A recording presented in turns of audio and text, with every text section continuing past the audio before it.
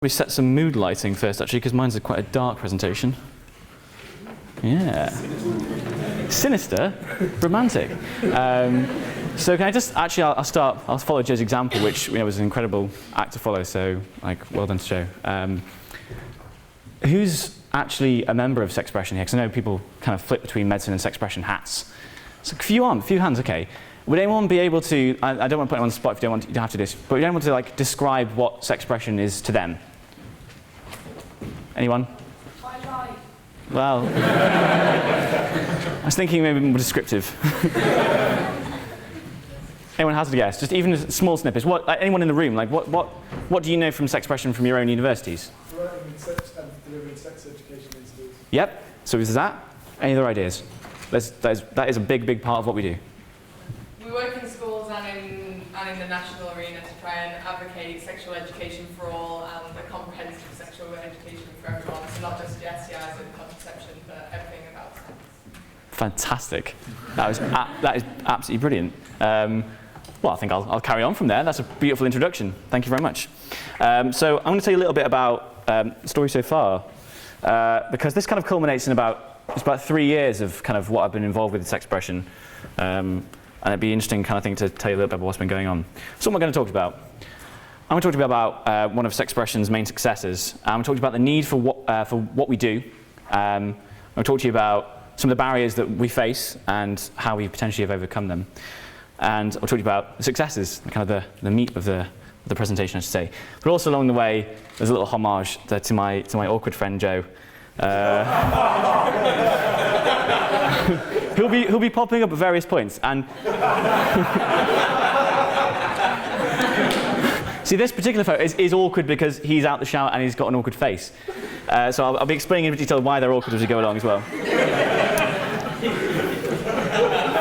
I do love Joe, honestly. So as you said, Sexpression is a nationwide network of sexual health advocates. We say Medsin's global health advocates. We're sexual health advocates, and we kind of take a bit of a niche of Medsin. We still embody the educate, advocate, and act, and we think we do pretty well at most of those things. So the need. Does anyone? I'm not expecting anyone to get this. There might be one or two people. Does anyone know what this is a map of, a distribution of? Blue. It is. It's blue. It is. Spot on. Well done. So I'm from Newcastle. So that is this hideously dark area up here, in more ways than one. It's way up in the north. It's very cold, but we have one of the worst rates, and there's various hotspots in the country. So we have one of the worst in Europe. But I must say, year on year, net falling actually. So don't believe the hype. We are getting better. So this is the number of STI diagnoses amongst males, heterosexual males, in England in the last 9 years, up to the latest report from the Health Protection Association, HPA. And that's for straight males. This is the same graph for men in homosexual, who have homosexual encounters with men. It covers men who have sex with men. So it might not be people who identify entirely as gay, but males who have sex with other men. It's quite descriptive.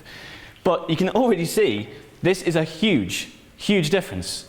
And this is just down to your sexual preference. So this takes into quite a lot of other factors. I know the graphs aren't the same scale because there's a lot more heterosexual men in the country than there are men who have sex with men.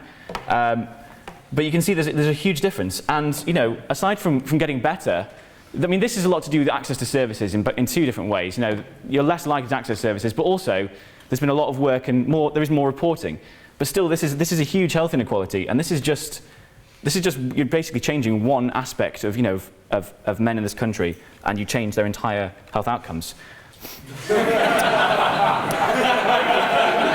Now, this particular photo is awkward because he's twerking.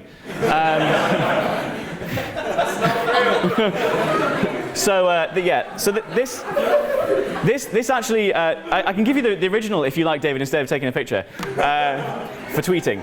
But I like to. Does anyone know what this I might be trying to illustrate beyond my affection for Joe? Miley Cyrus. So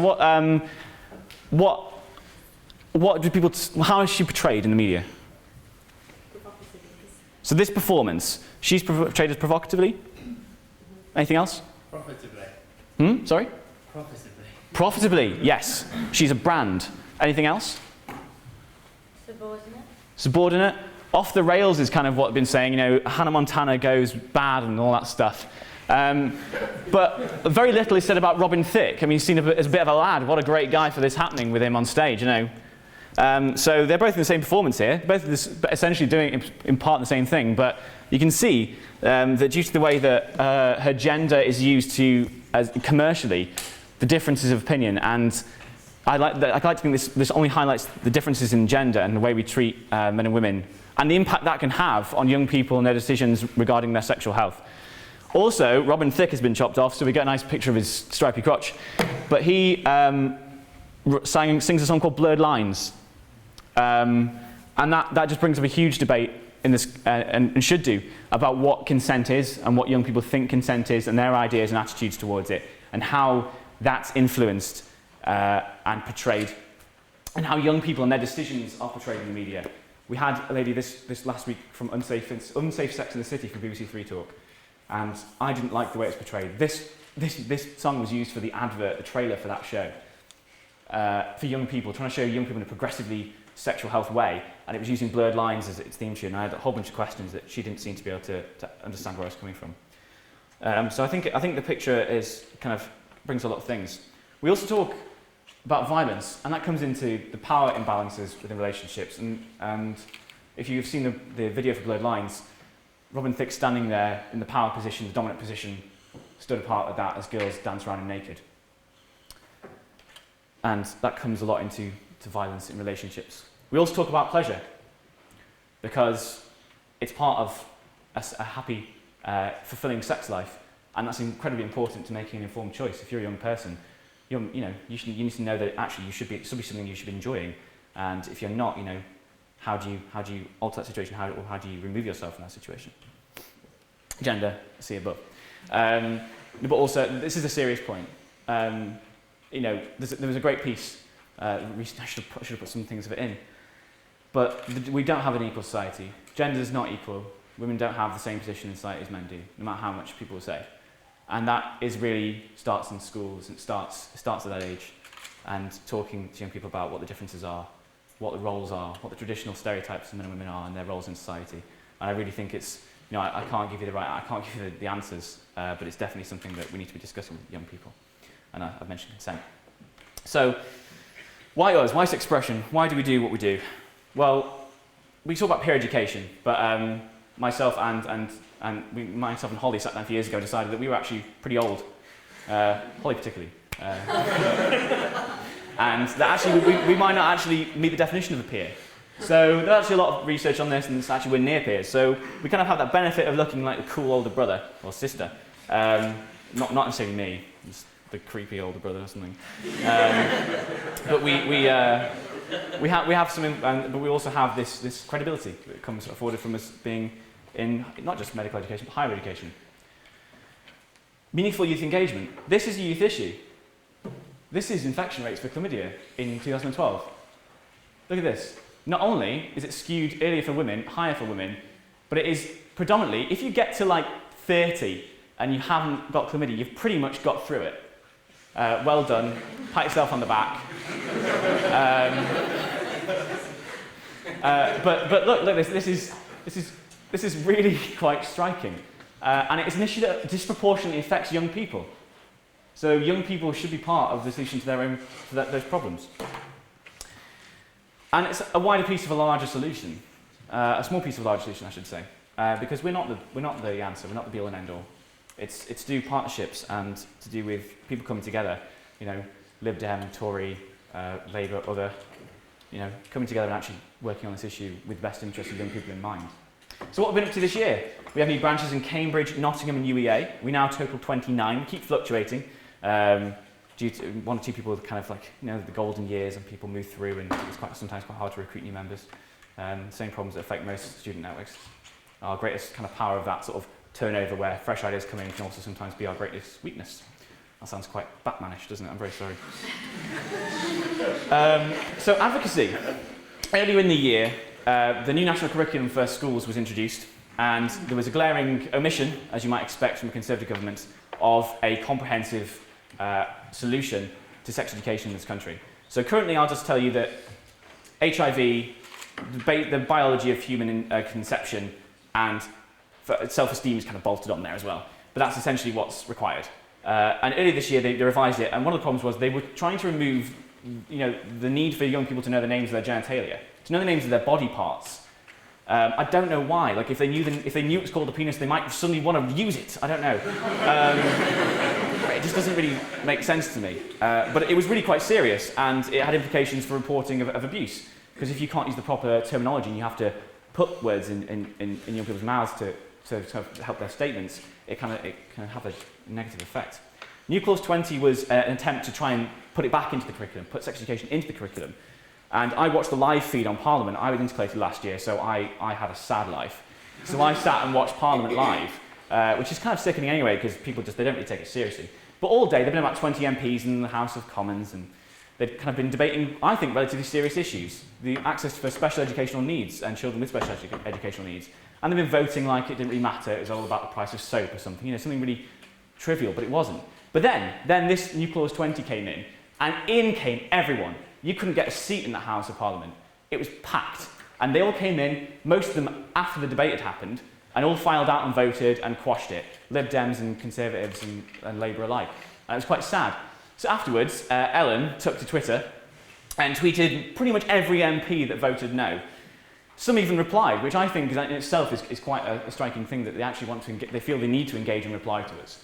But that was quite upsetting, and I think we were right to get involved and challenge people, and I think it promoted a lot of debate amongst the sexual health kind of stakeholders, if you want to say, on Twitter.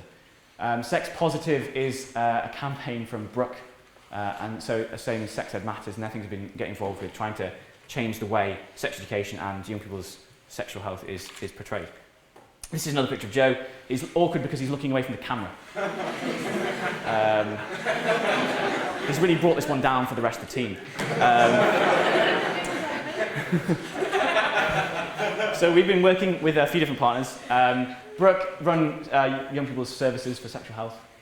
We've been working with BMA to reverse some of their dodgy policy for the medical students. So that's been done. British Association of Sexual Health and HIV, otherwise known as BASH. We now have access to some of their events. Sex Education Forum is one of the largest network in the UK of sexual health education stakeholders. There's all different groups in there. Brooke's in there. There's people who represent family groups and education groups. And we are the only youth organisation in here. So something that's deciding policy and trying to influence policy for all the young people in the UK, we are the only youth organisation represented. Obviously, with Medsin, we're here. And Sex Workers Open University, really trying to get stuff going with them because they're basically trying to empower and I'll try and elaborate on that word, but kind of bring in women from sex workers and kind of work with them and improve their health outcomes and educational outcomes. So, monitoring. I really have kind of come to the most interesting bit at the end. So the last 2 years, so 2 years to the date actually, we started implementing our monitoring. So we've logged from about 40% that's covers the network, I think, about 2,075 volunteer hours in schools, reaching almost 15,000 people. And I say engaged, we spoke to them. It doesn't mean they weren't asleep. However, we'll use engaged. And evaluating this, and I would go through the procedure. Basically, we use, there's a larger form and there's a shortened form. Most branches prefer the shortened form. So we ask these questions. Did you enjoy the Sexpression session today? Strongly disagree, strongly agree. Did you learn something? Did you like the facilitator? And the most important one, did you feel better prepared to make decisions regarding your sex and relationships? Results are quite positive. And that's from July to today, and that's 83 pupils from 5 different schools, so covering a quite range, a variety of demographics. So I'm really encouraged, and to say that 84% of people we spoke to felt better prepared, and that's they either agreed or strongly agreed. So, kind of in summary, I kind of would like to say that I think we do have positive impacts, and I hope that if some of you were not involved in Sexpression, that you choose to, because we actually have, I think, we knit all the kind of little tenets of Medsin together quite well. And I think it remains to be said that I'd like to thank everyone here, because I've spent a long time here now, and my enthusiasm was kind of fostered and nurtured here. So thank you to anyone who's ever actually had a hand in that, and anyone's actually taught me anything. And I kind of keep learning something every time I'm here, so it kind of carries on. So thank you to everyone. And also thank you to Joe. Yay.